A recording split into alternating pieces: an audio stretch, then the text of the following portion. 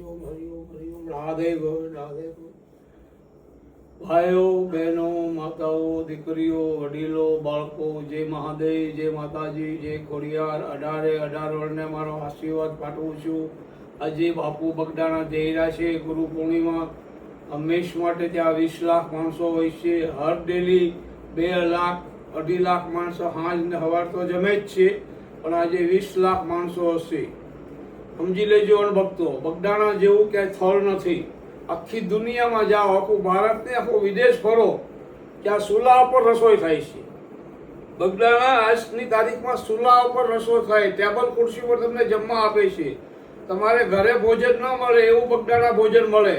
રાતના 2 વાગ્યે ઉતરો કે 1 વાગ્યે ઉતરો તો તમને ભોજન પ્રાપ્તિ થાય।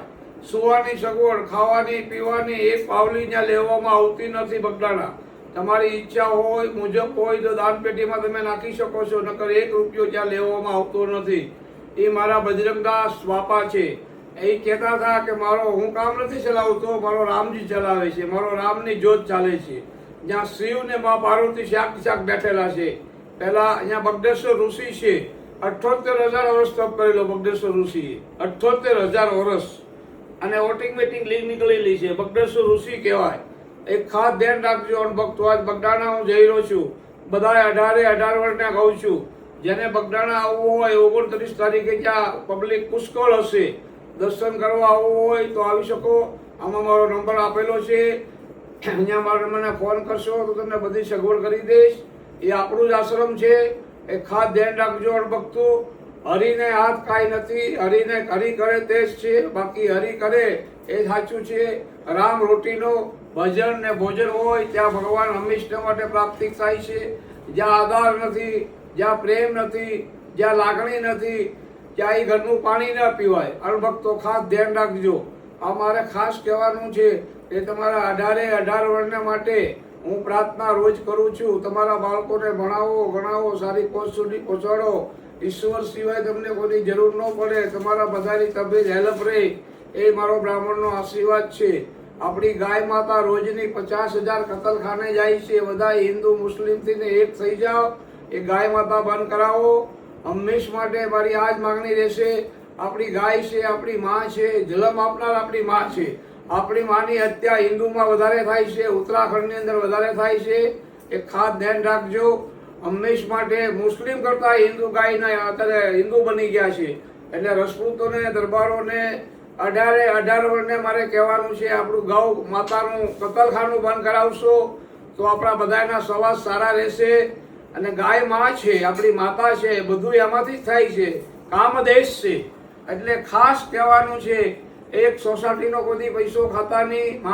મા બાપને આશ્રમમાં મૂક્યા હોય તો ખાસ લઈ આવજો। એનીથી કોઈ ઊંચું છે નહીં। મા બાપ હતા તો આપણે પેદા થયા। મા બાપને જગતની અંદર છોડતા નહીં। ગમે એવા મા બાપ હોય, ગમે એવા ભાઈ કુટુંબ હોય, પણ તમારો ધર્મ તમે જે બજાવો છો એ બજાવતા રહેજો। એમાં કોઈ ફેરફાર થવો ન જોઈએ। તમને માને ના માને એની સામે જોતા નહીં। ગાના ઓખા સામું જોવાય નહીં તો ગાય માતાને આપણે પૂજી ન શકીએ। એક ખાસ ધ્યાન રાખવું હોય તો ભગવાને આપ્યું હોય તો કોઈને મદદ કરવી। માસીનો, દાદાનો, કાકાનો, મામાનો, ભાઈનો, લોલા લંગડા ગરીબો, એના માટે બધાને માટે પ્રાપ્તિક થવું। આપવું હોય તો અપાય, ન હોય તો પગે લગાય, પણ કોઈને ચુકાડો કરતા નહીં। આંગણે આવેલો માણસ એને તમે ભોજન લેતા હો ને એ થાળી જમાડી ગયો તો એનાથી મોટું કોઈ પુણ્ય નથી।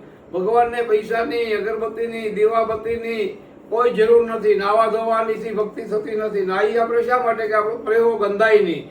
નાવા ધોવાની કોઈ ભક્તિ નથી। અમારા ઋષિઓ હજારો વર્ષ તપ કરતા હતા, કોઈ નાતા જ નહીં। એટલે ખાસ અણભક્તો મારે તમને એ કહેવાનું છે, આ બગદાણા 78,000 વર્ષ રામા અવતારની અંદર અમારા ઋષિએ તપ કરેલો 2 પોળા ઉપર, તડકાની અંદર ખાલી બાજરાના 2 પોળા, 60ના પોળા ઉપર, ત્યાં બગદેશ્વર ઋષિ કહેવાય છે। સત્તાધારથી પાણી આવે છે કુંડની અંદર। ત્યાં એ ખાસ ધ્યાન રાખજો। સૌરાષ્ટ્રની ભૂમિની અંદર તાકાત બહુ છે, સંતોની ભૂમિ છે। ગુજરાતમાં પાણી ઘણું છે પણ પથ્થર નથી। હવે ગુજરાતમાં બી પાણી ખૂટી ગયું છે, પણ સૌરાષ્ટ્ર સંતોની ભૂમિ છે। હંમેશા માટે ભગવાન કૃષ્ણ જન્મા ક્યાં? જેલમાં। હવેશા ક્યાં? દ્વારકા। લુક્ષ્મણીનું હરણ ક્યાં કર્યું? મોવા। લુક્ષ્મણી રિહાણા ક્યાં? અવરવની પાવ। એટલે એની ઉપરની દુઓ ગવાનો છે કે કોક દિન ભૂલો પણ કાઠિયાવાડમાં ભગવાન તુને સડક બોલાવી દઉં શ્યામળા. એ અમારું સૌરાષ્ટ્ર. આજે સૌરાષ્ટ્ર છે એ હતું, પહેલા હતું, અત્યારે સૌરાષ્ટ્રની હરાપ આવેલો છે, કચ્છની હરાપ છે. ગમે ત્યારે ધરતીકંપમાં ડૂબી જવાનું બધું. વાપીથી તાપી કાંઈ નહીં થાય. હા, આફત આવશે, વરસાદની આપત્તિ બધા હેરાન થશે, પણ ધરતીકંપમાં બસી જશે. એક ખાસ ધ્યાન રાખજો. માય બાપને ખાસ હાંસવી લેજો. ધર્માદો એટલે માંદો, ધર્માદો કદી ખાવો નહીં. ધર્માદો ગમે અહીંયા આશ્રમમાં જાઓ તો ભોજનમાં લેવા જાઓ, 5 પછી મૂકી દેવાના, તો જ પ્રસાદ લેવાનો. બેન દીકરીની દલાલી કદી ખાવી નહીં. મારામારી, તોફાન, ખૂબ જાગવાનું. સરકાર જેવું કોઈ નામ નહીં રહે. આ દુનિયા આખું વિશ્વનું યુદ્ધ થશે. ખાસ સંભાળજો તમારા બધા બાળકોને. અને ખાસ મારે કહેવાનું છે કે ભારત આખું વેસાઈ ગયું છે. બધાય જાગૃતિ થાય અને સારી વ્યક્તિ પાસે રાજ લઈ લો. દરબારો રાજ દરબારના જ હતા અને દરબારના રહેશે. ઓમ નમો નારાયણ. જય સિયારામ.